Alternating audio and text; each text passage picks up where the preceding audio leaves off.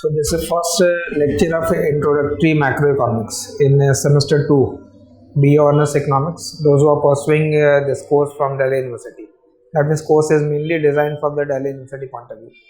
Now first of all I will explain the course content, which is designed according to the new education policy. So in semester 1 also the course was completely revised, in semester 2 as well. So Introductory Macroeconomics, first of all I will explain the content part, what you are expected to cover in this second semester. Remember the first year, that is semester 1 and semester 2 is mainly introductory. So you have covered introductory micro in semester 1. In semester 2 you are covering introductory macroeconomics. In semester 3 and 4 the level will become intermediate, and in semester 5 and 6 it will become advanced. So it is introductory, intermediate and advanced. It is arranged in that order. So the first of all the content for macroeconomics, and unlike micro which you have covered in semester 1, which was dealing with the individual unit, now in this semester we are dealing with the aggregate. That means we are not dealing with the income of household, we have to deal with the income of economy, that is national income. We are not dealing with the price of a particular product, we are dealing with the price index, that is inflation. मतलब economy के लिए price index की बात होगी, change in that price index will be referred as the inflation. Will be referring to how output is determined, that is how GDP is determined. So there are different approaches. So if you start with the content part, the first unit is just see the syllabus part first. There has been an update, and according to that update this course of B Honors Economics, Introductory Macroeconomics, the learning objectives are given, then the learning outcomes come to main part, which is the syllabus. So syllabus for this introductory macro include in fact 4 units. Unit number 1 is Introduction to Macroeconomics and the National Income Accounting. Second unit is Money. Third unit is Simple Theory of Income Determination, which is Classical and Keynesian. And fourth unit is ISLM Analysis and Aggregate Demand. So there are different, there are in fact 4 units. So just it will be better if you just write it down. So first unit is unit number 1. This is Introduction to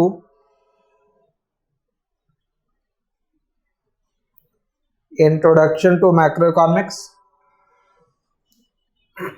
and National Income Accounting. Introduction to Macroeconomics and National Income Accounting. Now see the detail of this unit. This first unit is basically explaining what are the basic issues studied in macroeconomics: measurement of GDP, income, expenditure and circular flow, real versus nominal GDP, that means what is real GDP, what is nominal GDP, how we calculate GDP, then GDP deflator, from that GDP deflator we can calculate the inflation rate, and the meaning of balance of payment as well, balance of payment account, current and capital account and so on. So it is basically introductory in nature. So it is introducing to you about macroeconomics and introducing to you about the national income accounting as well as the balance of payment part. Then the second unit is money. It talks about basic unit hoga ye, that it talks about basically functions of money. Main part will be this quantity theory of money, demand for money, determination of money supply and demand, credit creation and the tools of money supply. So this second unit is introducing about the supply side as well as the demand side of the money. So unit number 2 is money, but it includes supply and demand for money, supply side of money as well as the demand side of money, and there are various important theories related to that. Then from unit number 2 move to unit number 3. Unit number 3 is simple theory of income determination. Third unit, simple theory of income determination, and then it is talking about classical and Keynesian system. So these are the two approach of macroeconomics, two different school of thought based upon two different set of principles. Those who follow the classical principle, it is not classical principle means जो traditional economist थे they were basically following a set of principle, collectively they are known as a classical economist. Keynes और उसके जो follower है they are basically following another set of principle referred as the Keynesian system. So simple Keynesian model of income determination. So second unit is classical versus Keynesian, different part.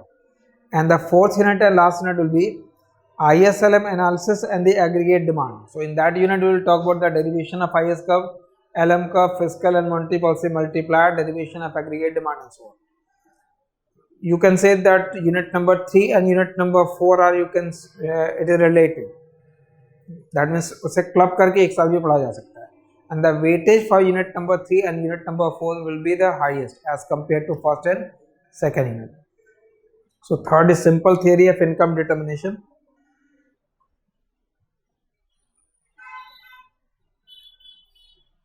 Simple theory of income determination.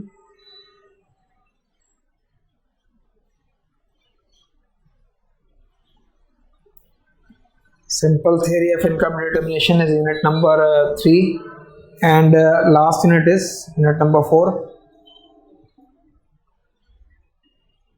is mainly your IS LM analysis. I will explain what is the meaning of IS and LM curve. ISLM analysis, that will be the fourth unit. Okay, so these are the 4 units that you have to cover in introductory macroeconomics. Now so far जो syllabus अभी तक uploaded है उसमें further detail नहीं है. Unit mentioned है, जिस reference book से कवर करना है वो रेफरेंस बुक मेंशनड है. That means the reference will include Abel, reference will include Froyen, reference will include Blanchard, reference will include Dornbusch and Fisher.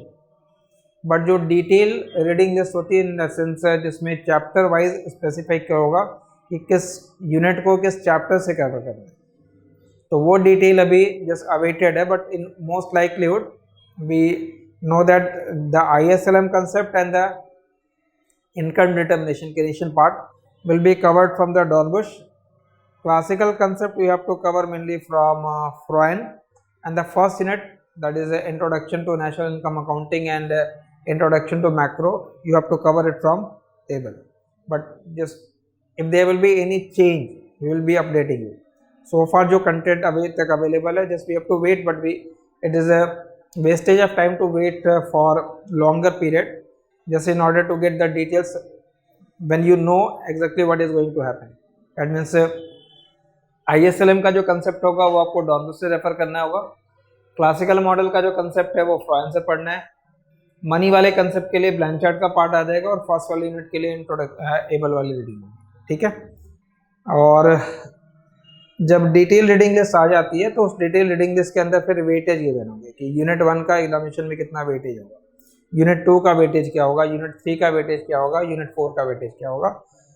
तो आप अपने नोटबुक में जस्ट उसके राइट साइड एक स्पेस ब्लैंक रखिएगा जहाँ पे आप वेटेज लिख दोगे, but you have to complete it later on. ठीक है, वो यूनिट का वेटेज वहाँ पे मेंशन कर देंगे जब रीडिंग लिस्ट एग्जैक्टली अवेलेबल हो जाएगी.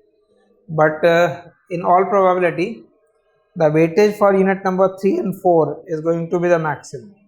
That means it will be more than 50% for sure. It will be more than 50% for sure for unit number 3 as well as for unit number 4.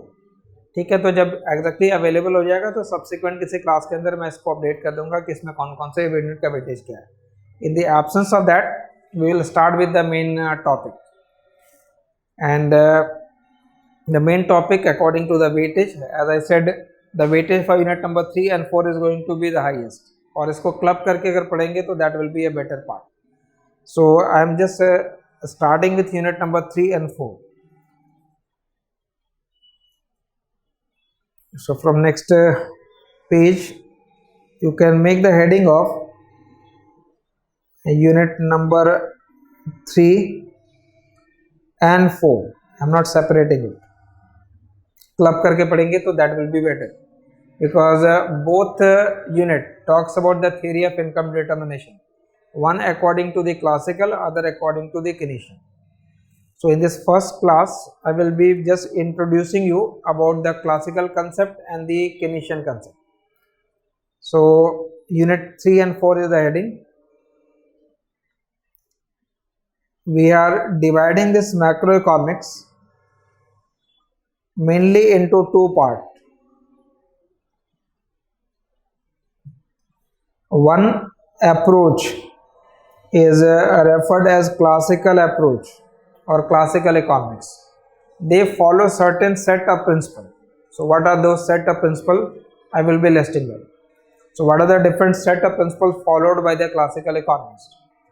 And the alternate approach or school of thought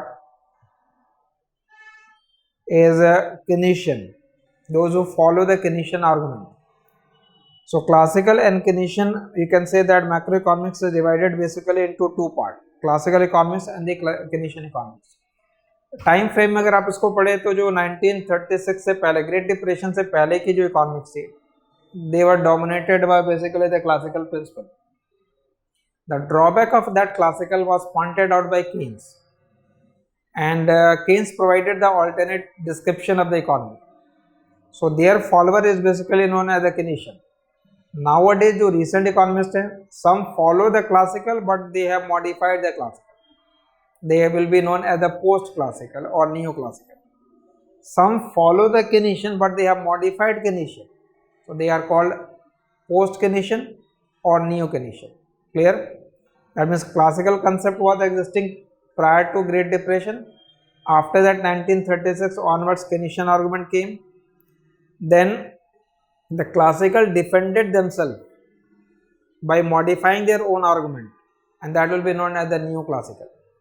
Keynes also provided the follower of Keynes, some of them, the recent economists, some of them follow the Keynesian argument, but they have modified the Keynesian argument also, known as the post-Keynesian or neo-Keynesian argument. तो हमें neoclassical और neo-Keynesian नहीं पढ़ना है semester 2 के अंदर, वो semester 3 और 4 के लिए रहेगा. We have to study the traditional classical and the traditional Keynesian. We are not studying in this semester the neoclassical and the neo-Keynesian. Clear? मतलब मैक्रो के अलग अलग पार्ट्स हो गए, तो क्लासिकल कोर हो गया, उसके बाद Keynesian आ गया, फिर न्यू Keynesian है, बट हमें सेमेस्टर 2 के अंदर क्लासिकल और Keynesian ये दो प्रिंसिपल बेसिकली पढ़ने. अब when we explain the classical argument, then the most important classical argument is that in macroeconomics you can write, when you write y stands for your GDP or output of economy. Classical economists say that output is a function of, it is a function of stock of capital, labor, technology and so on. That means as stock of capital will increase in the economy, as stock of labor will increase in the economy, the output will also increase. That means output is mainly a function of stock of capital and labor. And capital here does not refer to the financial capital, it refers to the physical capital like plant, machinery, equipment. So if you have more plant and machinery, the economy can produce more of output. So output is determined by the stock of capital, determined by the stock of labor, determined by technology and so on. But at the same time in macro we also write that y is determined by or y is equal to AD.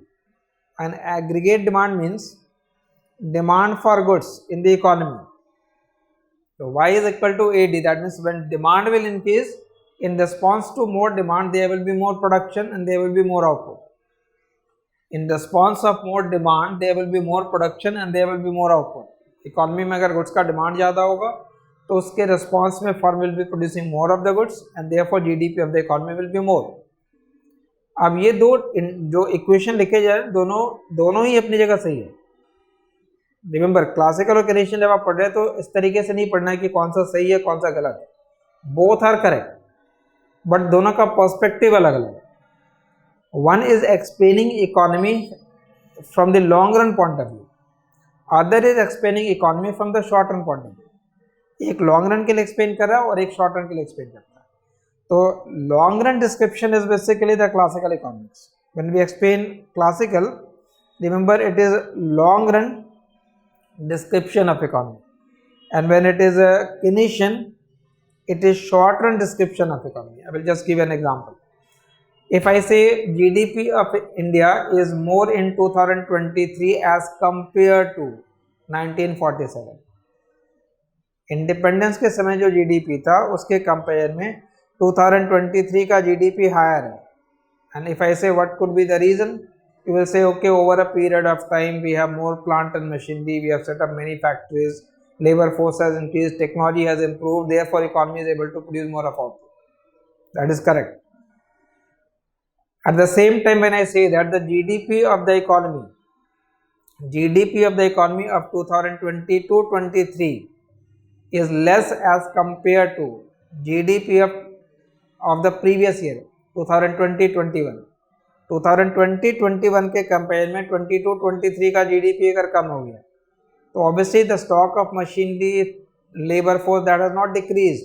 So what could be the reason for lower production? The reason for lower production will be the lower demand. जैसे for example आप कहते हैं Covid period में contract हो गया GDP, तो Covid period में actual में प्लांट और मशीनरी का स्टॉक डिक्रीज नहीं हुआ. द प्लांट और machinery stock was there, but there was lack of demand. Since there was lack of demand, therefore firm produces less output, and firm produces less output, the GDP of the economy declined. But when you are comparing 2022 with 2020 or 21, it is short-run description of economy. And when we are comparing 2023 with 1947, it is long-run description of economy. तो जब long run की बात करेंगे तो long run में classical argument will be correct, and when we talk about the short run, then the Keynesian argument will be correct. तो both are correct. y equal to AD भी होता है और y as a function of capital and labour भी होगा. सब when we will be studying the classical economics we will follow this. When we will be studying Keynesian economics you will be following that approach. y will be equal to AD. We have to study both approach in detail. ठीक है, आपको ये दोनों ही approach detail में पढ़ना है. तो एक इंपॉर्टेंट डिफरेंस ये रहेगा. Second important part in the classical and Keynesian difference is that the classical economists assume that the classical believe that supply creates its own demand. Supply creates its own demand. That means if you supply a product, demand for that product will automatically be generated. Supply creates its own demand. किसी goods का supply अगर होगा तो उसका demand automatically generate हो जाएगा. But how? The explanation given by classical is that if you supply a good, that means if you produce a good, suppose you produce pen, so production of this pen will involve use of labour, capital, land, entrepreneur and so on. Production will generate income. It will generate income for whom? It will generate income for labor in the form of wage. It will generate income for capital in the form of interest. It will generate income for landowner in the form of rent. It will generate income for entrepreneur in the form of profit. तो production से income generate होता है और उस income का use क्या होगा? That income will be spent, and spent on what? Spent on the production. So if you supply a good, that means if you produce a good, income will be generated. And classical believe that we spend all our income. Money का सिर्फ एक ही use है, that it act as medium of exchange. So it will be spent on the commodities. So once it is spent on the commodities, demand is automatically generated. So supply creates its own demand. Now, if this classical view is correct that supply creates its own demand, then question is how we can explain a recession. Recessionary period में क्या होता है? There is production but there is lack of demand. Firm ने goods produce किया but lack of demand है. तो इसका मतलब है क्लासिकल कंसेप्ट के accordingly we can not explain the recession. Classical concept के अकॉर्डिंगली हम रिसेशन को एक्सप्लेन नहीं कर सकते, बिकॉज क्लासिकल कंसेप्ट कहता है कि supply will create its own demand. That means problem is never from the demand side. If there will be problem, it will be always from the supply side. But जो Keynesian view है वो कह रहा है कि no, supply does not always create its own demand. Supply does not always create its own demand. और इसे explain करने के लिए इनफैक्ट क्लासिकल और केनेशियन में एक मेजर डिफरेंस है। क्लासिकल व्यू कहता है कि economy is always characterised by full employment. Economy is always characterized by full employment, or full employment does not mean that everyone is employed. Full employment only mean that demand for labor and supply of labor are always equated at market wage. Labour का demand कब और supply कब का जहाँ intersection होगा, economy is always there, supply is always equal to the demand for the labour. And why it is so? It is so mainly because of flexibility of wage. It is mainly because of flexibility of wage. Wage की flexibility है, और wage flexibility का मतलब होता है कि if demand for labor is more as compared to supply, then wage will increase, and if demand for labor is less as compared to supply, then wage will fall, and wage will continue to change so that labor demand always becomes equal to labor supply. But that is a classical view. तो classical view में unemployment नहीं होता, but in reality we observe that economy के अंदर unemployment होता है और जो large scale of unemployment भी होता है. That means there is something wrong with that classical assumption. So the Keynes concept say that economy is characterized by unemployment. Economy is characterized by unemployment, but that is Keynesian. Unemployment means labor demand is less and supply of labor is more. But classical कहते हैं कि अगर supply ज़्यादा होगा तो wage will fall. But according to the Keynesian argument, wages are not flexible. There is rigidity of wage. There is rigidity of wage. Wage की rigidity है. And wages are rigid because of there could be presence of labor union. Government का minimum wage law होता है, you can't give wage lower than that. तो government ने wage को rigid कर रखा है. Labour union will not allow wages to fall beyond the critical level, so wages tends to be rigid. Even if labour supply is more, wages can not fall. तो due to rigidity of wage unemployment exist. तो Keynesian view में unemployment है, classical में full employment. ये major differences है जिसको आपको mind में रखना है, because you have to, we are starting with introductory macro, और this concept will continue in semester 3 as well as in semester 4, because later on you will be studying post classical or neo classical, then we have to study the neo Keynesian, post Keynesian. So just to recap, classical view say that y is a function of capital and labor. Keynesian argument say that output is determined by demand. So basically it is a short run economics, Keynesian long run economics is classical. Classical says supply creates its own demand. Keynes does not agree with that. Classical says full employment is always there due to flexibility of wage. Keynes says there is unemployment due to rigidity of wage. Then other difference between classical and Keynesian is that when we study the classical one, in classical concept, money is demanded only for one purpose, and that is transaction, because money is acting as a medium of exchange. तो money का सिर्फ एक ही function है, and that is to act as medium of exchange. That is we keep money because money helps to buy goods. वो money वाले section के अंदर भी आप ऐड करें. But over a period of time we know that money also perform other functions, and money also perform other functions that concept will be highlighted by the Keynesian argument. So money act as medium of exchange. Keynes is not refuting that, मतलब Keynes agree कर रहा है classical के साथ, but Keynes will add that money also perform as a store of value. Money also perform as the store of value. ठीक है, money का function, जब मनी वाले यूनिट को आप पढ़ेंगे तो मनी के डिफरेंट फंक्शन आएंगे. तो main function will be the medium of exchange.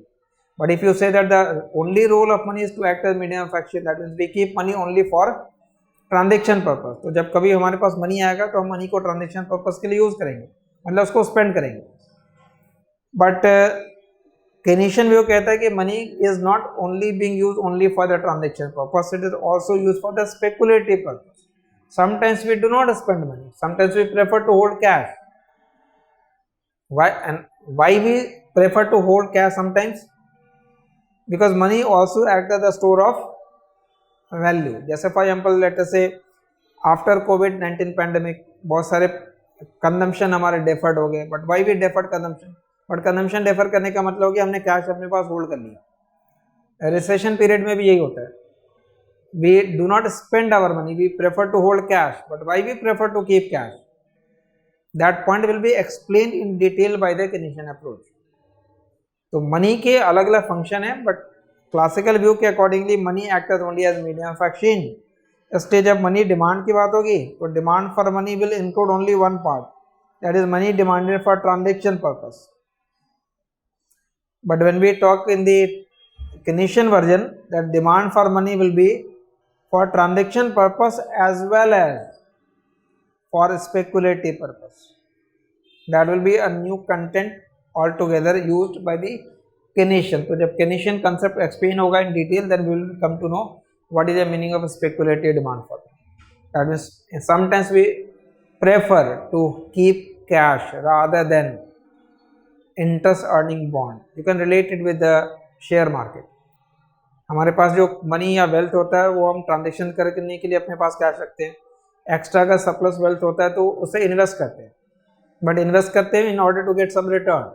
You can invest in the bond, you can invest in the housing, you can invest in the stock market. But कभी कभी stock में रखना preferable नहीं होता. जैसे for example अभी stock market अगर declining है तो what is the behaviour will be that you will sell the stock and hold cash. But why you are holding cash? हमने शेयर को लेके इसलिए नहीं बेचा है कि उससे कैश मिलेगा, कैश से हम गुड्स बाई करेंगे. No, the purpose is not for that. We are just storing the value in terms of cash. So that purpose will be basically highlighted by the speculative demand for money concept. Then further important difference between classical and Keynesian will be that in the classical version aggregate supply curve will be vertical. In the classical version aggregate supply curve will be vertical. और जब आप supply curve या demand curve बनाते हैं तो access पे price और output लिखना है आपको. And in that case what will be the role of aggregate demand? Role of aggregate demand in that condition will be to determine the price. As demand will increase, output will remain same but price will rise. So in the classical concept the role of aggregate demand is not to determine output. Output तो already fix हो गया from the supply side. ये supply side economics है. यहाँ पे output determine हो जाएगा from the supply side. Demand का क्या रोल है? फिर डिमांड का रोल है प्राइस को डिटरमाइन करना. But when we follow the Keynesian approach, in that Keynesian approach aggregate supply line is horizontal. So when aggregate supply line is horizontal then what is the role of aggregate demand? Role of aggregate demand in that case will be to determine output. As demand increases output will increase, because Keynesian view में output is a function of what? AD. We have stated it upfront. Output aggregate demand से determine होता है in the Keynesian approach, but in the classical approach output is determined by capital, labor, technology and so on. तो classical view में output supply से decide होता है, Keynesian view में output demand से determine होता है. क्लियर है? तभी क्लासिकल कंसेप्ट को हम सप्लाई साइड इकोनॉमिक्स कहते हैं. It is known as supply side economics and Keynesian is basically referred as demand side economics. This is demand side economics. One is supply side economics, other is demand side economics. So just once again cover all the basic points. Macro divided broadly into two parts, classical and the Keynesian approach. Classical believe that output is a function of capital and labor. That means stock of capital, labor, technology will determine output. Classical belief that supply creates its own demand. Classical belief that there is always full employment in the labor market due to flexibility of wage. Classical belief that money acts only as medium of exchange. Therefore, demand for money is only for the transaction purpose. And classical belief that output is determined only from the supply side. On the other hand, Keynes believed that output is a function of aggregate demand. Y is equal to AD. It is a shortened description of economy. Keynes believed that economy is characterized by unemployment due to rigidity of wage. Keynes believed that money acts as medium of action as well as store of value. Therefore, demand for money is not only for transaction but also for speculative purpose. Keynes believed that demand determines output of the economy and therefore it is a demand side economics. Just ये यहाँ तक का information basic है, इसे आपको through out not only in semester 2 but semester 3 semester 4 जब तक आप मैक्रो पढ़ रहे तब तक आपको याद है. इसे कंसेप्ट ये आपका बेस होगा, इसे कंसेप्ट को मॉडिफाई करते जाएंगे बाद में. But when we explain the classical view, it will be explained according to the classical assumption. सही और गलत की बात यहाँ नहीं हो रही है. I repeat, we are not saying this is correct and this is incorrect. We will all classical concept you will find correct in the long run, and all Keynesian concept you will find correct in the short run. So we are studying economy from two different point of view. Short run description of economy, that will be Keynesian. Long run description of economy, that will be the classical. But economy evolve होते रहते, नए नए instruments आते रहते, नए नए expansion होते हैं. तो over a period of time जो recent economists हैं, some follow the classical but they have modified them. Some follow the Keynesian but they have also modified the Keynesian view. Therefore, it will be post classical and post Keynesian. But our semester 2 will be limited to classical and Keynesian part. ठीक है यहाँ तक. तो ये आपको दोनों ही content पढ़ने हैं. Unit number 3 will be basically dealing with the classical view as well as the Keynesian view, and unit 4 will be dealing with mainly the ISLM 2. But classical Keynesian का जो मेन है वो यूनिट नंबर 3 के अंदर आ जाएगा difference के form में और इनकम डिटर्मिनेशन के लिए. So in this first lecture I am starting with the some basic concept and some basic concept related to the Keynesian. Preferably ये जो रेफरेंस बुक मैंने बताई है स्टार्ट में, उस रेफरेंस बुक में क्लासिकल कंसेप्ट जो होगा वो आपको रेफर करना है फ्रांस से, और Keynesian कंसेप्ट है वो डॉनबुश एंड फिशर से. ठीक है. तो इन that Keynesian concept, you can call it Keynesian model also, Keynesian theory of income determination. The important chapter will be, one important chapter will be income and spending. ठीक है. One chapter will be income and spending. Another chapter will be money, interest and income. Other chapter will be monetary and fiscal policy. Monetary and fiscal policy. And one more chapter will be from aggregate demand and aggregate supply. ठीक है. और ये जो भी chapter मैंने यहाँ पे mention कर रखा है will be from Dornbusch. DFS लिखा होगा रीडिंग में, Dornbusch Fischer and Startz. So chapter income and spending, money, interest and income, monetary and fiscal policy, aggregate demand and aggregate supply. Now it depends upon which chapter will be there, that depends upon the edition, but the content will remain same. तो old addition में chapter number 3, 4, 5 और 7 होते थे. बाद वाले addition में chapter number 9, 10, 11 और 13 हो गए. But I am not mentioning that name of the chapter, just the heading of the chapter. Income and spending will be the first. After that, money, interest and income. then monetary policy and fiscal policy, and aggregate demand and aggregate supply. ठीक है, it will be basically including both unit number 3 as well as for unit number 4. Now starting with that, before starting with the income spending chapter, again understand some basic points.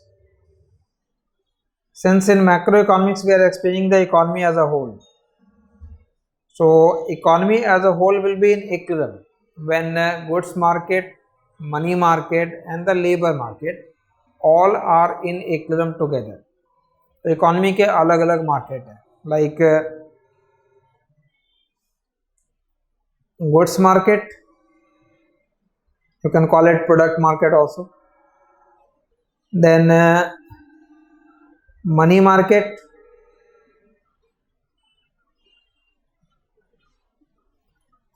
and labor market.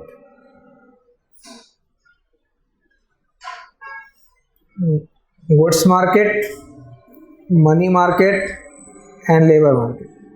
Let's focus on this goods market first. Economy के equilibrium के लिए इन तीनों market का equilibrium में होना जरूरी है. Goods market equilibrium will require that income must be equal to spending.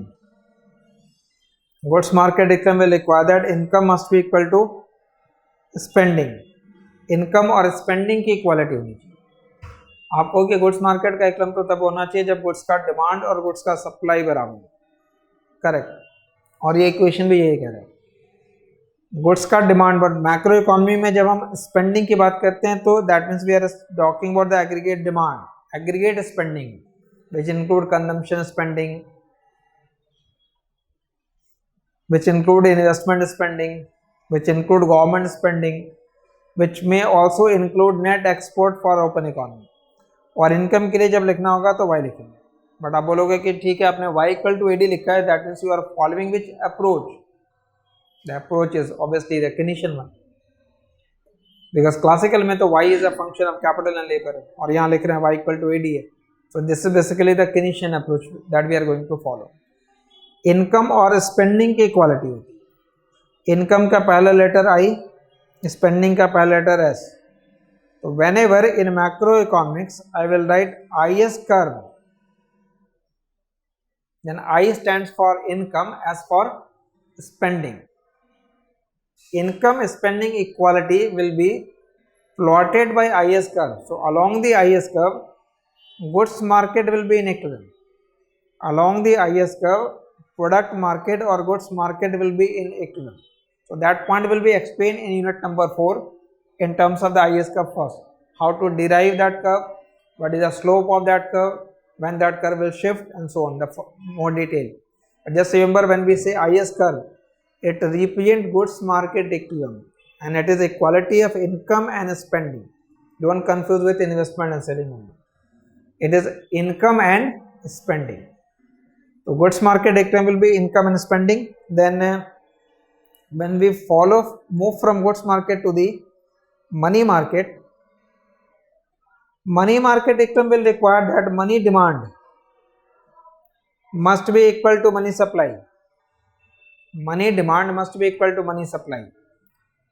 Macro में money demand is technically called liquidity preference. Money demand is technically called liquidity preference. That means we prefer to keep liquid asset. Preference is to keep liquid asset, and the most liquid asset is cash. So demand for money is nothing but demand for cash. Technically आप उसको liquidity preference कहेंगे. Simple term में layman language में लिखना होगा तो money demand लिखा जाएगा. So demand for money will be equated with money supply. अब इस लिक्विडिटी प्रेफरेंस जो डिमांड फॉर मनी है, first letter L, money supply first letter M. So whenever you write L M curve, so L for liquidity preference that is money demand, M for money supply. So along this L M curve money market will be in equilibrium. Along the L M curve money market will be in equilibrium. Along I S curve goods market equilibrium, along LM curve money market will be in equilibrium. And when you combine both, that is goods market as well as money market. In that case, you will get aggregate demand curve, AD curve. But it will be that curve where both goods market and money market will be in equilibrium together. Clear? यहाँ तक का content आपको semester 2 के अंदर cover करना है. That means you will be covering IS curve, you will be covering LM curve, you will be covering aggregate demand. And from labor market equilibrium, we get aggregate supply curve. So when we equate aggregate demand with aggregate supply, that intersection will depend equilibrium of the economy as a whole. तो ये पूरे economy का मैंने structure होकर रखा है. Goods market, money market, labour market. Goods market equilibrium IS curve, money market equilibrium LM curve, labour market equilibrium aggregate supply curve, and goods market, money market combined equilibrium will be along the aggregate demand curve. So when you explain the concept in semester 2, we start with goods market. तो मैंने यहाँ पहला जो chapter लिख रखा वो income और spending है. इनकम और स्पेंडिंग. तो चैप्टर के हेडिंग समझो. इनकम और स्पेंडिंग की बात हो रही है, मतलब इनकम और स्पेंडिंग की बात करेंगे. That means we are talking about goods market. From that goods market we will explain goods market first, derive the IS curve, then we move to the money market, and money market will be your chapter number, next chapter, that is money interest. So chapter number, next chapter, that is money market, money interest or income. In that chapter we will be deriving the LM curve, and then we will move to the aggregate demand and aggregate supply. ठीक है, यहाँ तक का meaning clear है. ये आपकी overall structuring है. Complete macro नहीं पढ़े, बट यहाँ तक का पार्ट आपको कवर करना है. इसके बाद का जो डिस्क्रिप्शन होगा, लाइक डिटर्मिनेशन ऑफ प्राइस हो गया या इन्फ्लेशन हो गया, that will be left for semester 3. Up to this is clear.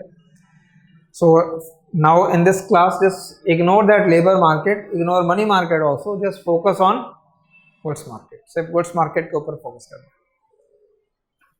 So now we move to the other basic part, and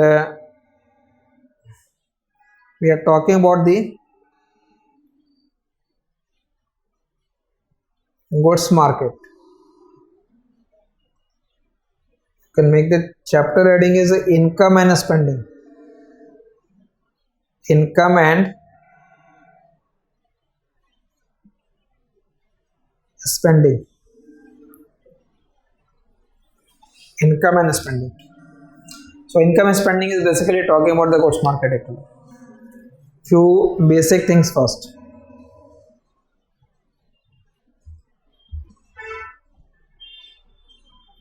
ठीक है, आप इसको पॉइंट के फॉर्म में लिख सकते हो, लाइक जिससे वो कंसेप्ट आपको याद रहेगा. So when we explain some basic, suppose this is your basic concept number 1. So in that basic concept number 1, I said y is equal to AD होता है. जरा स्टेप को पहले समझिएगा, why we are writing in this manner. Actually में हमने income और spending को इक्वेट किया हुआ. If we talk about the two sector economy, so when we talk about the two sector model,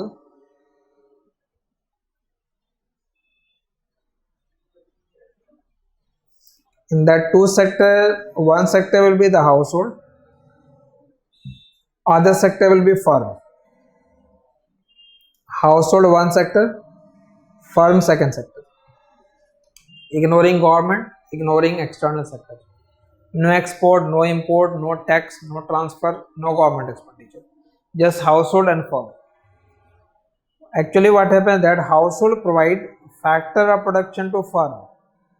Household provide factor of production to firm, like labor, land, capital, entrepreneur. By using those factor of production, firm produces goods.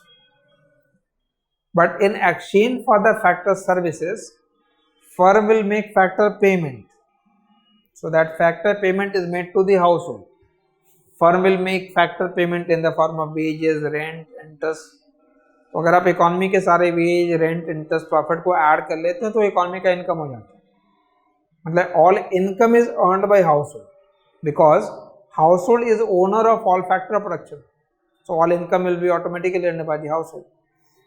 So when we write for the two sector model, in that two sector model, y will be equal to aggregate demand यहाँ लिखेंगे, y is equal to AD। Household ने factor of production दिए firm को, firm ने उस factor of production के use करते हुए उसको गुड्स, उससे गुड्स और सर्विसेज प्रोड्यूस किए। Question is who is buying those goods and services? You will say household, but all goods are not purchased by household. Household do not buy machine. Household do not buy, let us say, JCB machine, construction equipment. Those goods will be purchased by the other firm. तो जब aggregate demand लिखते हैं तो demand में consumption भी आएगा और investment भी आएगा। दैट मीन जो गुड्स हाउस फर्म ने प्रोड्यूस किया है, those goods are purchased by household also and by firm also. Therefore, household purchase consumption, firm purchase investment, so y equal to C plus I लिखेंगे। But income का एक allocation side भी है जो usually book के अंदर आपको लिखा हुआ नहीं मिलता है। हाउस होल्ड के पास जो इनकम आया उस इनकम का एलोकेशन क्या होगा, मतलब उसका यूज क्या हुआ। हाउस होल्ड उस इनकम को या तो कंजम्पशन पे खर्च कर रहा है या फिर उसने सेव किया। तो I will write y is C plus S, either consumption और it is saved. So if you cancel this C, then saving is equal to investment. Two sector model के अंदर इक्विलिब्रियम पॉइंट पे investment की value saving के बराबर होती है। तो you can write y equal to AD और y equal to C plus I, और you can write saving is equal to investment. ठीक है, that is correct for two sector model. When you add the third sector, that means when we are talking about the three sector model, in that three sector model, one sector will be household, other sector will be private firm, third sector will become government. Household, government, firm. Again, household provide factor services to firm, household also provide factor services to government. There could be government employees also. Goods are again produced by the firm. So again in this market also I will write y equal to AD. But who is buying those goods now? Goods can be purchased by household for consumption. It may be purchased by firm for investment. May be purchased by government for both purpose, consumption as well as for investment.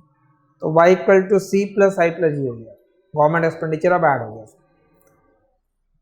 When we talk about the allocation of income, so since there is government now, so there will be tax on that income. तो income का एक part चला गया tax. The remaining income is called as disposable income. Disposable income can be spent on consumption or it can be saved. तो ये C plus S plus T हो गया। अब अगर C कैंसिल आउट कर लेते हैं तो S plus T is equal to I plus G हो गया।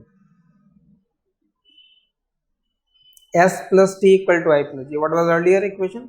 Saving equal to investment. But now in a three sector model, saving का investment के बराबर होना जरूरी नहीं है। Saving plus tax equal to investment plus government expenditure होता है। ठीक है, अब जो भी पार्ट आप यहाँ पे इक्वेशन में लेफ्ट साइड लिख रहे हैं, ये इनफैक्ट इकोनॉमी का लीकेज कहलाता है, और जो राइट साइड लिखा जा रहा है इसको कहते हैं injection. Circular flow of income है, इनकम के फ्लो से कुछ लीक आउट होता है और कुछ इंजेक्ट होता है। तो व्हाट इज लीकेज हियर? जैसे हाउस होल्ड ने फैक्टर सर्विसेज दिए, फर्म ने फैक्टर पेमेंट किया।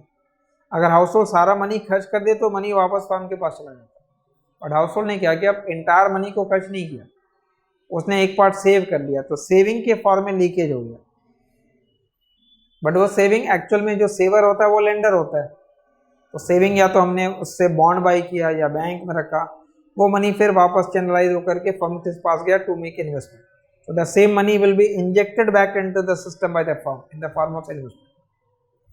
Similarly, टैक्स के फॉर्म में दूसरा लीकेज हो गया, बट जो टैक्स हमने गवर्नमेंट को पे किया, गवर्नमेंट ने उसको वापस सिस्टम में इंजेक्ट किया in the form of government expenditure. तो सिमिलरली जब आप इसको फोर्थ सेक्टर में कन्वर्ट कर लोगे, थ्री सेक्टर की जगह फोर्थ सेक्टर, मतलब इकॉनमी अगर ओपन इकॉनमी है तो फोर्थ सेक्टर के अंदर एक्सपोर्ट और इंपोर्ट दो वेरिएबल नए ऐड हो जाएंगे। तो जब दोनों नए वेरिएबल ऐड हो जाएंगे तो वहां पे saving plus tax plus import will be equal to investment plus government expenditure plus export. ये इक्वेशन हो गई. मतलब इम्पोर्ट लीकेज हो जाएगा. लीकेज का मतलब होता है that part of income which is not spent on domestically produced goods. I repeat, leakage is that part of income which is not spent on domestically produced goods. जो domestically produced goods पे spend नहीं करते. तो import is part of the income which we are not spending on domestically produced goods because those goods are produced abroad. Clear? तो four sector model के अंदर y equation बन जाएगा y equal to C plus I plus G plus X minus I. तो एक पहला basic point आपका है टू सेक्टर मॉडल अगर एक्सप्लेन कर रहे हैं तो y equal to C plus I लिखना है और saving equal to investment. Three sector model explain कर रहे हैं तो household government firm circular flow of income will be here. Four sector economy के अंदर saving plus tax plus import. Now when we add the other basic concept, now we write it in the form of the second basic concept. ठीक है, first class I'm just limiting it to the basic.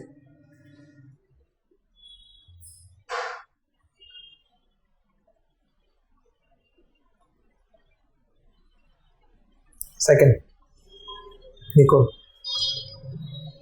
we have written that y is equal to AD. y AD के बराबर होता है. मतलब income determine होगा from the demand side. Output is equal to the demand. Question is if they are not equal. For example suppose if I say y is not equal to AD. If y is not equal to AD then there will be two parts. Either y is greater than AD or y is less than AD. Either y will be more than AD or y will be less than AD. y जब कभी आप लिखते हैं ना इसका मतलब ये economy का आउटपुट है. जीडीपी है, gross domestic product. And who produces those product. जो सर्कुलर फ्लो ऑफ इनकम लिखा है उसमें याद रखिएगा we have said that household provide factor services. By using those factor services firm produces goods. So goods are produced by the firm, purchased by household and firm both, but produced by the firm. So if output is more than the demand, मतलब firm ने production ज़्यादा किया और economy में demand कम है, तो at the end of the year, firm will be left with some stock. Y greater than AD होगा तो firm will be left with some year end stocks. तो ईयर एंड पे अगर स्टॉक्स इंक्रीज हो गया तो what will be the behaviour of firm in the subsequent period. Next period में क्या होगा. अगर आपके पास 2022-23 में जो प्रोडक्शन किया था, प्रोडक्शन 1000 कार का था, सेल हुआ 800 कार, तो 200 कार तो हमारा एंड स्टॉक रह गया. तो सब्सिक्वेंट ईयर में हम प्रोडक्शन को कम करेंगे. तो if y is greater than AD the stock will increase. When stock will increase in the subsequent period firm will produce less output. तो ये आउटपुट डिक्रीज हो जाएगा. ठीक है.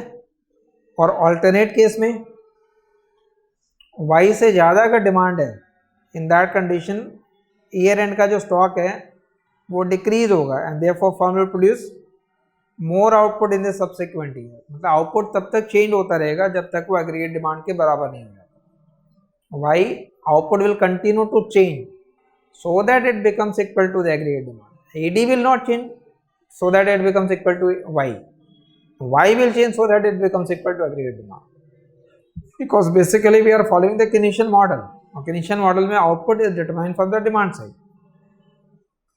अब इसे टेक्निकल फॉर्म में डॉनबश में लिखा होता है, जरा उस पर ध्यान देना. अनप्लान्ड इन्वेंट्री, जो स्टॉक लिख रहे हैं ना इसको कहेंगे अनप्लान्ड इन्वेंट्री. और कैलकुलेट करने के लिए y माइनस AD करेंगे. रीड ऐसे करना है unplanned inventory. You will symbolically you write IU but read it as unplanned inventory. So y minus AD. तो अगर y की वैल्यू ग्रेटर है, if y is greater than AD, then certainly that unplanned inventory will be positive. We will call it unplanned inventory investment. और unplanned inventory investment में stocks increase होंगे. unplanned inventory investment में stocks will increase. तो अगर increase हो रहा है तो सब्सिक्वेंट ईयर में production will fall. and if y is less than AD, so unplanned inventory investment will be negative. You will call it unplanned inventory disinvestment. In that case stocks will fall. तो ये stocks तब तक change होता रहेगा, output जब तक change होता रहेगा जब तक वो एग्रीगेट डिमांड के बराबर नहीं होगा. ठीक है, रिमेंबर इक्लम को एक्सप्लेन करने के लिए you are always expected to explain the disequilibrium part.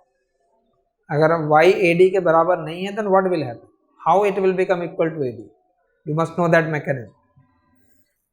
So the second basic point is this.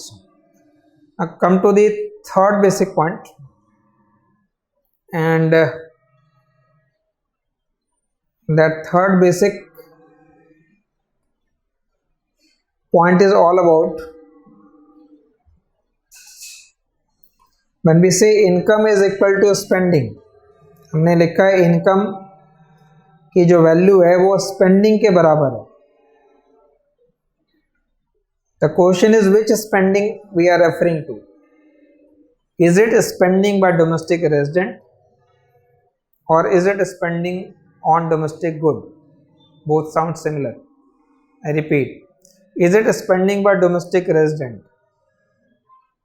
or is it spending on domestic good? Because if economy is closed then the question is irrelevant.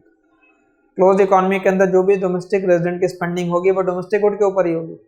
But open economy में भी our spending could be on domestic good, our spending could be on the foreign produce goods. तो if it is an open economy we have to be very careful. तो just remember it is when we say income, income का मतलब GDP है, gross domestic product है. It is it will be spending on, it will be spending on domestic good, it will be spending on domestic good that determine domestic income. Now question is who spends on our domestic good. India में जो goods produce हुआ उसके ऊपर spending किसकी, मतलब उसको by किसने किया. तो you can say household ने बाई किया होगा, फर्म ने बाई किया होगा, गवर्नमेंट ने बाई किया होगा, फॉरेनर्स ने बाई किया होगा. But as a household हम सिर्फ डोमेस्टिक गुड को बाई नहीं करते, we also buy foreign goods, we also buy Chinese product, we also buy other product. But मुझे यहाँ पे स्पेंडिंग लिखना है ऑन डोमेस्टिक गुड, तो मैं लिखूंगा consumption spending on domestic good, investment spending on domestic good, government spending on domestic good, और foreigners ने बाई किया तो you will call it export. Just remember consumption spending जब कंप्लीट लिखते हैं ना तो इसमें डोमेस्टिक और फॉरेन दोनों एडेड होते हैं. हमारे स्पेंडिंग में consumption spending on domestic good and spending on foreign goods both are in fact added. We do not buy only domestic goods, we also buy foreign goods. So our overall spending include domestic and foreign both, but you have written there only spending on domestic good. So only spending on domestic good can be written as, in place of that CD you can write C minus CF. Clear? CD क्या हो जाएगा, C minus CF, ये number यहाँ लिख दिया. Plus similarly when you buy make investment, you may buy domestic machinery, you may import machinery also. ID plus IF. तो यहाँ पे क्या लिखेंगे, I minus IF. Government can also buy domestic good or foreign good. So here you can write G minus GF plus export. ठीक है, तो आप उस इक्वेशन को अगर आप रीअरेंज करके लिखेंगे तो व्हाट कुड बी रिटन, सारे प्लस वाले नंबर एक साथ लिख लेंगे. पहले C plus I plus G plus X minus CF minus IF minus GF. Purchase of foreign good by house hold, by firm and by government, सबको add कर लो. Add कर लेंगे ब्रैकेट में तो यहाँ साइन प्लस कर लिया. So now you can write it as C plus I plus G plus X minus purchase of any foreign good by household or by firm or by government is called import. तो ये complete जो number है वो import हो गया. ठीक है, तो अब मैं ये इक्वेशन यहाँ से हटा रहा हूँ. हमारा ओवरऑल जो इक्वेशन होता है वो होता है y is equal to, because every number is equal to y is equal to C plus I plus G plus x minus m, you can call it net export also. ठीक है, y is equal to c plus I plus g and that will be called as net export. तो y की जो value है वो income is always equal to the spending on domestic good. It is spending on domestic good. ठीक है यहाँ तक. तो हमने कुछ बेसिक पॉइंट्स बेसिकली इस लेक्चर के अंदर कवर किया है, which is just introducing you about the Keynesian model. And when we explain it in the form of Keynesian model, you are writing it in this form. That means income is equal to spending. वो 2 sector के लिए भी याद रखना है, 3 sector के लिए भी, as well as for the 4 sector model. And YAD के बराबर नहीं होगा, then what will happen? Income is always equal to the spending part. तो अब यहाँ तक का जो कंसेप्ट आता है, इस कंसेप्ट को यूज करते हुए we talk about the determination of income. And remember, it is determination of income in the Keynesian model, not in the classical model. Determination of income in the Keynesian model. तो Keynesian concept में y की value किसके बराबर है? Aggregate demand के बराबर. y is equal to AD, और AD की जगह C plus I plus G plus X minus M ये लिखते हैं. हम ये ध्यान देंगे, यहाँ जितने भी कंपोनेंट हैं they are of 2 types. One, they are autonomous or they are induced. Either they are autonomous or they are induced. Autonomous उसे बोला जाएगा जो इनकम का फंक्शन नहीं है. Those which are independent from income. वो किसी और फैक्टर पे डिपेंड करता है, we are not concerned. हमारे लिए सिर्फ इनकम एक फैक्टर है. If any variable is not a function of income, you will call it autonomous.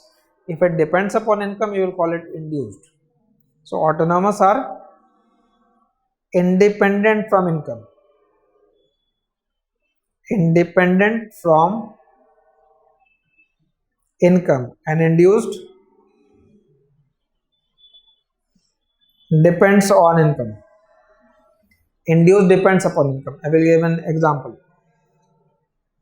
Suppose I write consumption equation as 100 plus 0.8y. Consumption का equation लिखा 100 plus 0.8y. तो y income है. So if in that income will be 0, if that income will be 0, this number, तो ये number 0 हो जाएगा, consumption की value 100 हो जाएगी.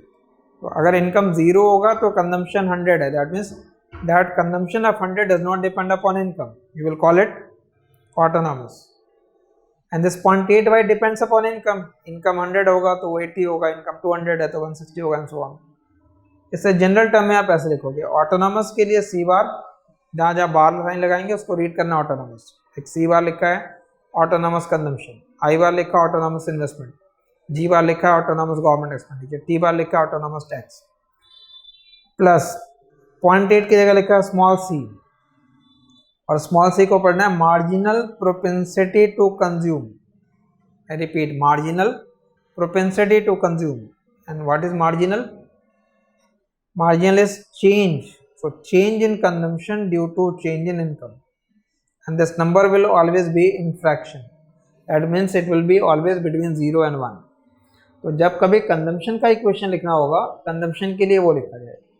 इन place of consumption you will write this. ठीक है. Then next is basically investment. Investment in this chapter we can say we are considering it only autonomous. That means induce का component अभी add नहीं करते. We are assuming it to be autonomous. It means does not depend upon income. Government expenditure only autonomous, does not depend upon income. Export autonomous, does not depend upon income. But import could be autonomous, could be induced. तो small M को कहना है marginal propensity to import. जैसे small C marginal propensity to consume है, वैसे import marginal propensity to import है, small M. You can ask one question, why this difference in treatment between export and import? The logic is very clear.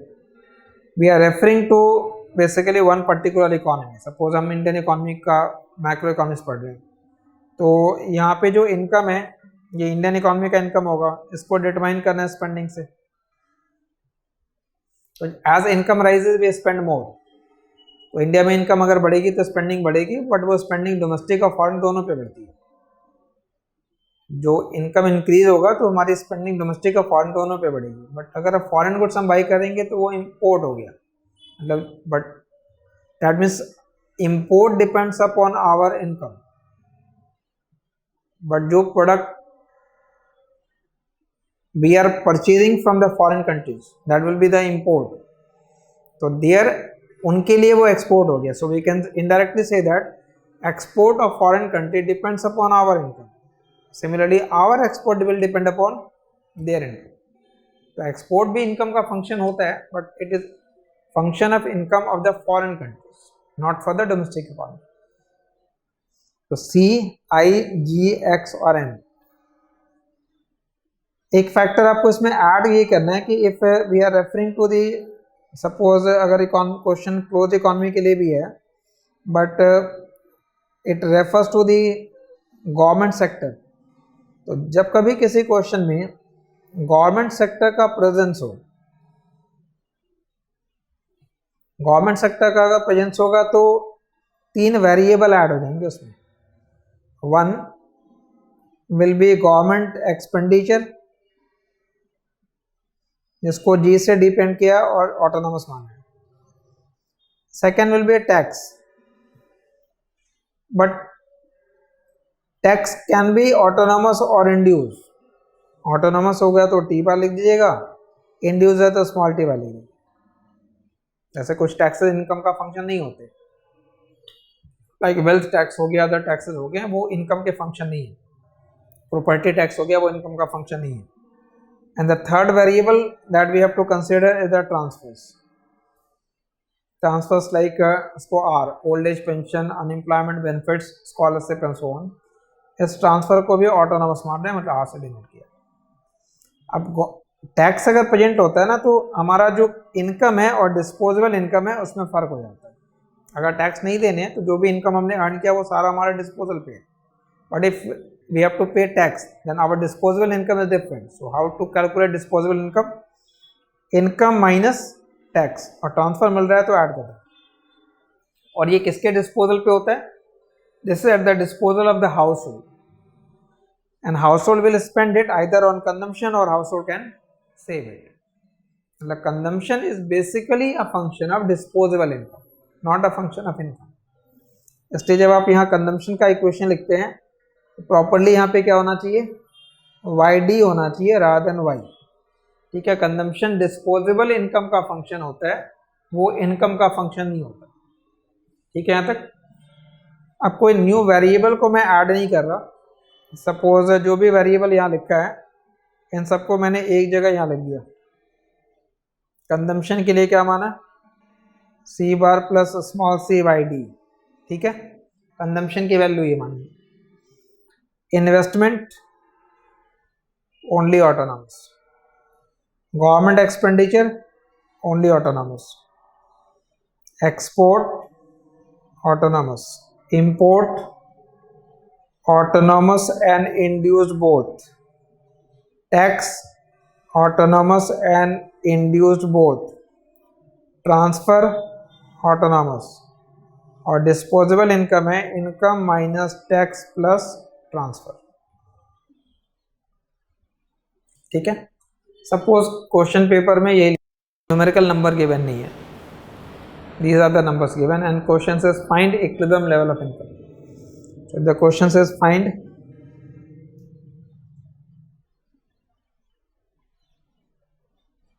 equilibrium level of income. How to calculate equilibrium level of income from this?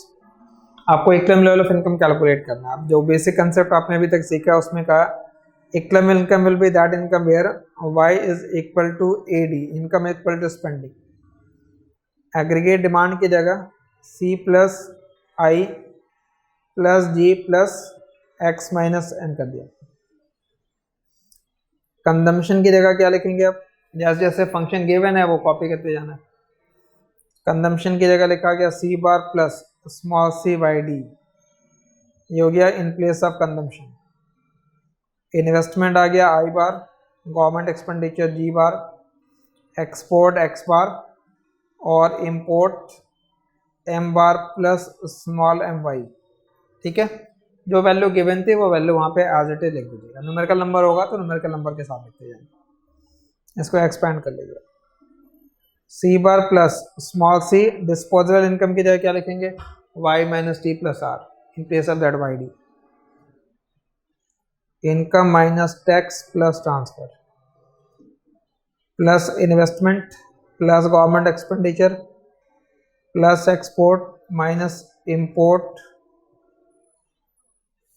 ठीक है, ये सब कुछ याद रखिएगा, y के बराबर आ रहा है, y is equal to this.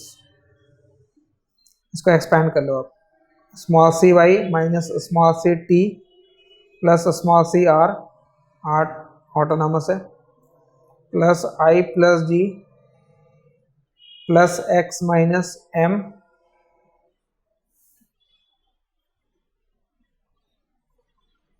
एक वेरिएबल सिर्फ रह गया, टैक्स की जगह ये T bar plus small T Y आना है, मतलब इस टी की जगह आपको ये सब्स्टिट्यूट करना है। ठीक है, so we write y is equal to C bar plus small C Y minus small C, in place of T write down T bar plus small T Y. Point noted, in place of t you have substituted this number, remaining is same, plus cr plus I plus g plus x minus m minus small m y। अब lastly आप क्या करो, इसको simplify कर लो। therefore y is equal to C bar plus small C Y minus small C T minus small C into small T Y plus small C R plus I plus G plus X minus M minus small M Y. ठीक है, अब जितने भी जगह y वाला variable है जो auto induced है उन सबको लेफ्ट साइड कर लें। हमें y के लिए इक्वेशन सॉल्व करना है, तो सॉल्व करने के लिए क्या करेंगे, y माइनस एक नंबर ये आ गया पहले left side minus C Y, उसके बाद ये नंबर आ जाएगा minus C T Y plus small C T Y और लास्ट वाला नंबर माइनस, तो ये आके प्लस स्मॉल एम वाई होगी। जो ऑटोनॉमस नंबर रह गया वो राइट साइड बच गया, तो राइट साइड रह गया C bar minus C T bar plus C R plus I plus G plus X minus M, only autonomous numbers.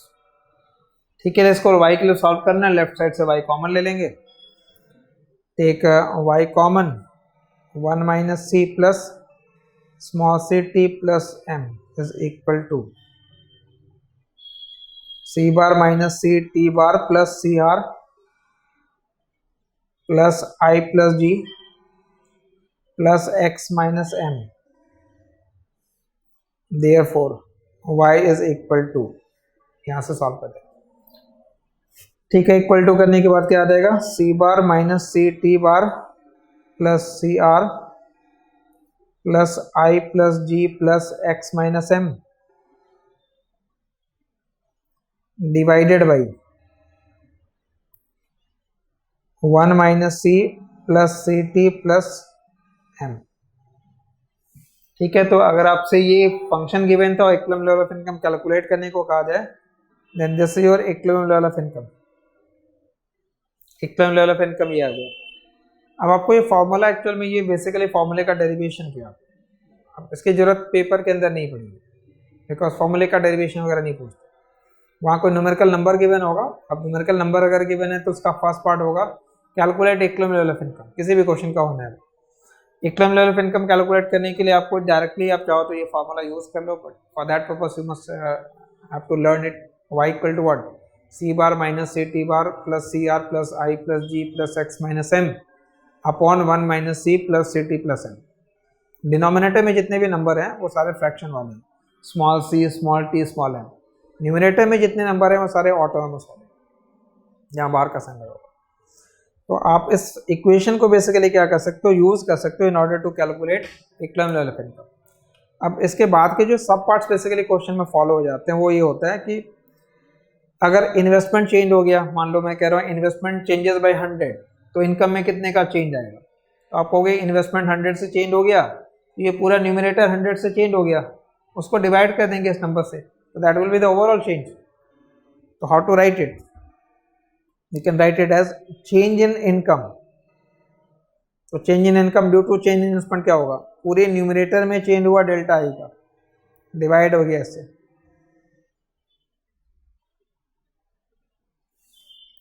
उस पूरे नंबर में अगर इन्वेस्टमेंट 100 चेंज हुआ keeping all other factor constant, तो न्यूमिनेटर चेंज हो गया डेल्टा आई से, उसको इससे डिवाइड कर देंगे फॉर ओवरऑल चेंज। और यहां से आप इसको ऐसे लिख सकते हो, delta Y over delta I, that ratio will be equal to 1 upon 1 minus c plus ct plus m। और जब कभी ऐसा रेशियो मैक्रो में लिखा जाए, change in income upon change in any autonomous number, that ratio is called as multiplier। The point will become clear in the subsequent lecture when we explain the basic meaning of multiplier or how it works and so on। But just remember, change in income upon change in any autonomous number will be called as multiplier। And which multiplier, हमने investment change किया इसलिए इस ratio को कहेंगे investment multiplier. और generally investment multiplier को आप alpha के सिंबल से डिनोट कर देना। तो मल्टीप्लायर की जो वैल्यू होगी वो ये नंबर हो गया। अब आपसे अगर कभी क्वेश्चन में कहा गया कि क्लोज इकोनॉमी है, तो क्लोज इकोनॉमी होगा तो स्मॉल एम हटा देना, government is not there, tax को भी हटा देंगे, तो ये सिंपली 1 by 1 माइनस एमपीसी हो जाएगा। वो बेसिक मल्टीप्लायर होता है। If you have read in 12th you know the basic concept of multiplier. 1 upon 1 minus MPC simple लिखते थे, but it not exact number. 1 upon 1 minus MPC plus small C into T plus M, ये पूरी value कहलाती है multiplier for a open economy. Similarly जैसे आप investment change कर रहे हैं वैसे गवर्नमेंट एक्सपेंडिचर चेंज हो सकता है, टैक्स चेंज हो सकता है। टैक्स अगर चेंज होगा तो इसमें ओवरऑल जो चेंज आएगा वो माइनस सी टाइम्स आ जाएगा, मतलब minus C multiplied by delta T होगा। तो मैं एक दो स्टेप यहाँ लिख दे रहा हूँ, इसको आप इसी फॉर्मेट में कॉपी कर लेंगे। इनकम का चेंज लिखा है because of change in government expenditures, ये नंबर, तो उसमें कोई फर्क नहीं आएगा। तो फिर यहाँ से delta Y upon delta G अगर लिखते हैं तो ये वैल्यू सेम रहेगी 1 upon 1 minus C plus C T plus M, और ये गवर्नमेंट मल्टीप्लायर कहलाता है। This number will be referred as government multiplier, इसको अल्फा जी लिख देते हैं। इनकम का चेंज अगर निकाल रहे हैं because of change in tax, तो ध्यान देना टैक्स अगर चेंज करते हैं तो इस टी में अगर चेंज किया हमने ऑटोनॉमस में, ओवरऑल चेंज आ जाएगा minus C into delta T. तो then you can write it as minus C delta T upon, और यहां से अगर आप delta Y over delta T वाला लिखोगे then that will be minus C upon 1 minus C plus C T plus N, and this value will be called as tax multiplier. Investment multiplier, government multiplier, tax multiplier. Similarly transfer की value हो सकती है। Transfer मतलब ये are change होगा तो overall change आ जाएगा C times. Change in income will be equal to small C into delta R upon 1 minus C plus C T plus N, और ये change in income by change in R, ये होता है C upon 1 minus C plus C T plus N. This will be called as a transfer multiplier. ठीक है, just एक बार आप repeat करके इसको देख लीजिए। अगर ये सारे फंक्शंस गिवन होंगे तो इनकम सॉल्व करने का स्टेप ये है, अगर कोई अनयूजुअल वैल्यू आपको मिलती है, best way and safest way just keep on writing जिस फॉर्मेट में जैसा लिखा हुआ है वैसा कॉपी करते हुए, और सॉल्व कर लेना है इसको y के लिए। y के लिए सॉल्व कर देगा, बाकी सारे न्यूमेरिकल नंबर गिवन होंगे। I will just give an example, just wait. Then any question related to the multiplier, calculation करना है कि इन्वेस्टमेंट चेंज हो गया, गवर्नमेंट एक्सपेंडिचर चेंज हो गया, तो उसके लिए आपको ये फॉर्मूला अप्लाई कर सकते हैं। क्लियर? दो वेरिएबल अगर एक साथ चेंज हो रहे हैं तो हम दोनों वेरिएबल के कंबाइंड इफेक्ट को भी कैलकुलेट कर सकते हैं। लाइक टैक्स भी चेंज हो रहा है, गवर्नमेंट एक्सपेंडिचर भी चेंज हो रहा है, तो what will be the total effect? Just take one example that will make things clear. So I will conclude it with one numerical example.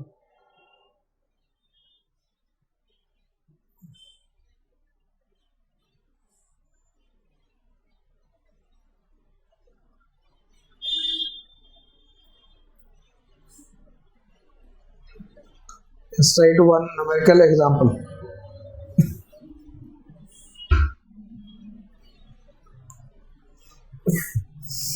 ठीक है, इसका पीडीएफ फॉर्मेट में ये क्वेश्चन का सेट है, प्रैक्टिस करने के लिए और भी कई क्वेश्चन है, that will be made available to you. तो आईएसएलएम वाले सेक्शन के अंदर है, बट अभी एग्जैक्टली आईएसएलएम का you can take any question, you can start with question number 2। Easy question है, सारे वेरिएबल इसमें के अंदर प्रेजेंट है, कोई कॉम्प्लेक्सिटी नहीं है, so we can start with that. तो question number 2 you can just copy that consumption is 150 plus 0.75 ID, मतलब सी बार हो गया और ये स्मॉल सी हो गया, आई बार 100 है, आर बार 40 है, एक्सपोर्ट 35 है, इंपोर्ट 15 प्लस 0.1 वाई है, तो एम बार 15 है, स्मॉल एम 0.1 है, जी बार 115 है, टी में टी बार 20 है, स्मॉल टी 0.2 है, और आपको कैलकुलेट करना है इकनॉमिक लेवल ऑफ इनकम और remaining part, rest will be easy, just attempt the first one. पहले ये फंक्शन है, फंक्शन को कॉपी कर लीजिए। ठीक है, एक न्यूमेरिकल ओरिएंटेशन हमेशा याद रखिएगा। आईएसएलएम में एक बेसिक, यहाँ से आप बिगिन करते हैं, इसके अंदर बहुत सारे कॉम्प्लेक्सिटी है, मतलब इट इज़ ये जैसे इंट्रोडक्टरी क्लास है, इसके अंदर आपको बेसिक फार्मूला बेसिकली सिखाया गया, इससे कंसेप्ट को कन्वर्ट करेंगे आईएस कब में, एलएम कब ऐड होगा, फिर fiscal policy, monetary policy, multiplier वगैरह कैलकुलेट करना होता है, how to find it. Just solve this question first. We have written consumption as 150 plus 0.75 ID, investment as 100, transfer as 40, export 35, import is 15 plus 0.1 Y, tax is 20 plus 0.2 Y, and government expenditure is 115। ठीक है, अब चाहो तो आप वो पूरा step लिखो, सी plus I plus G plus X minus M, सारे वैल्यूज प्लॉट करते हुए सॉल्व कर लो, या लास्ट का जो इक्वेशन है उसको अप्लाई कर लो डायरेक्टली। तो I am just saving some time. Last equation था C bar minus C T bar plus C R plus I plus G plus X minus M, clear, upon 1 minus C plus C T plus M. इसमें value substitute करेंगे directly. Autonomous consumption ये 150 हो गया, minus small C is 0.75, 0.75 into T bar is this 20 plus 0.75 into R is 40 plus investment plus government expenditure plus export, investment 100,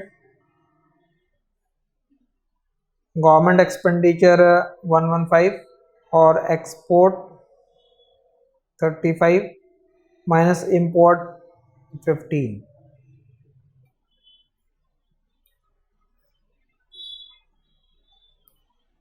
upon 1 minus 0.75 plus 0.75 into t, small t is 0.2 and small m is 0.1। ये solve करना, denominator हो जाएगा 1 minus 0.75, 0.25, 0.35 and 0.75 into 0.2 is 0.15। तो this denominator will be 0.5 और numerator का calculation कीजिएगा complete, ये complete value आनी चाहिए 400, so the answer will be 800। ठीक है, आप फॉर्मूले को यूज कर सकते हो, उसमें कोई इशू नहीं। असाइनमेंट वगैरह कॉलेज के बताने स्टेप दिखाना, if you have time space weightage question का है तो आप पूरा का पूरा सॉल्व कर सकते हो। तो यहाँ से इनकम कैलकुलेट कर लिया हमने 800। फर्स्ट पार्ट यह हो गया। सेकेंड पार्ट क्वेश्चन का था consumption at equilibrium level of income. तो कंजम्पशन निकालना है तो उसके लिए क्या करें, कंजम्पशन है 150 प्लस 0.75 ID। तो पहले आप ID निकालोगे और फिर कंजम्पशन निकालेंगे। तो कंजम्पशन की जो वैल्यू कैलकुलेट करनी है ये 150 प्लस 0.75 ID है। तो पहले आप ये YD कैलकुलेट कर लो, and YD you know how to find it. Income minus tax plus transfer. Income की जगह 800 लिखना है, टैक्स की जगह पूरा फंक्शन। तो टैक्स का फंक्शन क्या गिवन है, टैक्स की जगह ये लिख देगा 20 प्लस 0.2 वाई, 20 प्लस 0.2 वाई की जगह 800 और ट्रांसफर की जगह 40। ये कैलकुलेट करना है। 800 प्लस 840 हो गया, 20 प्लस 0.2 160 180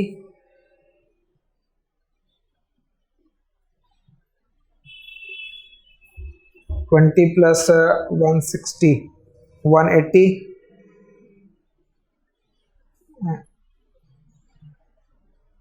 इनकम माइनस करना है। ठीक है, स्टेप के मिस्टेक अवॉइड करने आपको। Income 800 minus this. ठीक है, सो दैट विल बी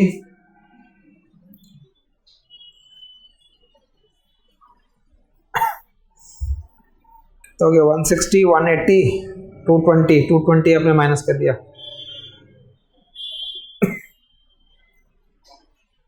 ये कैलकुलेट करने के बाद यहाँ पे जो ये कैलकुलेट करने के बाद एक्चुअल में remember what we are finding is basically the disposable income.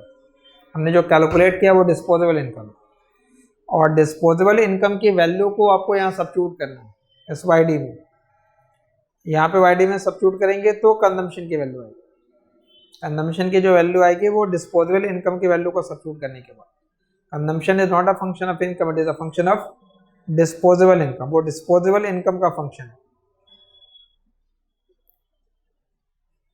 ठीक है, तो यहाँ से ये कंजम्पशन का कैलकुलेशन पहले होगा, फिर उसके बाद पूछा गया नेट एक्सपोर्ट निकालना है। तो नेट एक्सपोर्ट के लिए सिंपली क्या करेंगे, एक्सपोर्ट माइनस इंपोर्ट कर लेना। एक्सपोर्ट की वैल्यू 35 गिवन है, इंपोर्ट 15 प्लस 0.1 वाई होगा और वाई की जगह 800 डालना। तो ये 95 और 35 माइनस 95 माइनस 60 का नेट एक्सपोर्ट हो गया। इस फॉर्म से बेसिकली क्वेश्चन सॉल्व करना है। मैंने सिर्फ एक एग्जांपल दिया आपको how to use it. So there are many questions in this set. This PDF will be available to in the ebook section. और वैसे जितने भी क्वेश्चन आपको जहाँ के भी न्यूमेरिकल वगैरह सॉल्व करना है, कुछ सप्लीमेंट करना है, एडिशनल क्वेश्चन है, उनको उनका PDF फॉर्मेट अवेलेबल होगा ई बुक सेक्शन में। वहाँ से आप उसको डाउनलोड करके प्रैक्टिस कर सकते हो। So we'll be continuing with this more numerical and the concept of multiplier, balance page multiplier, and so on. So there are many topics in this initial chapter of income and spending. So in brief, इस introductory lecture के अंदर मैं फिर से एक बार आपको repeat कर दे रहा हूँ कि we have the semester 2 introductory macro includes 4 unit. Introduction to macro and national income accounting, money, simple theory of income determination, and ISLM analysis. And we have started with unit number 3 and 4 with macro, which talks about the two division of macro in terms of classical and Keynesian. Classical follows certain set of principle, Keynesian follows certain set of principle, and we have started basically with the Keynesian description, mainly the income and spending part. An economy consists of three market: goods market, money market, and the labor market. In goods market, income spending. So we are still dealing with the goods market. We have started basically with the goods market. So initial 2-3 lecture will be devoted only for the goods market, and then we will move to the money market, and then we will combine goods market and money market both in terms of aggregate demand. तो unit का weightage ज़्यादा है, इसके अंदर content भी ज़्यादा है, description भी ज़्यादा होगा और कॉम्प्लिकेटेड थोड़ा सा है। और सबसे मोस्ट इम्पॉर्टेंट, ये आपको सिर्फ सेमेस्टर 2 तक ही नहीं पढ़ना है, इसका जो बेस ऑफ फाउंडेशन होगा वो सेमेस्टर 3 में कैरी फॉरवर्ड होगा, सेमेस्टर 4 में कैरी फॉरवर्ड होगा। क्लियर? तो I think I have explain everything in this introductory part. Will proceed with the regular lectures subsequently. Approximately I think 20 और लेक्चर करीब होने चाहिए जिसमें ये कंप्लीट हो जाएगा इंट्रोडक्टरी मैक्रो, 20 to 25 लेक्चर के बीच। और रीडिंग जब आ जाती है एग्जैक्ट जिसमें चैप्टर वाइज डिवीजन होगा तो मैं यहाँ जो कंटेंट आपने लिख रखा है इसको अपडेट कर लूँगा लास्ट में, किस यूनिट का कितना वेटेज है और कौन सा चैप्टर किस यूनिट को किस चैप्टर से रेफर करना। But most probably it will B ISLM and the simple theory, ये डॉर्मुश और फ्लोरेंस से होना है, ये ब्लैंचार्ड से होना है और ये एबल वाली रीडिंग से होना है। ठीक है, so will continue with this. Thank you.